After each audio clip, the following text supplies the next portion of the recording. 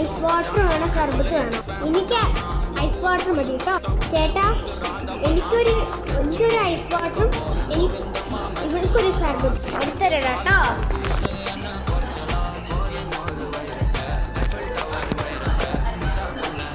Ready.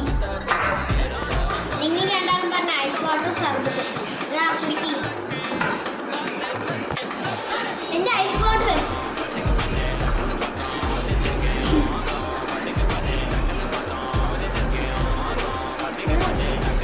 എനിക്കൊരു സർബത്ത്.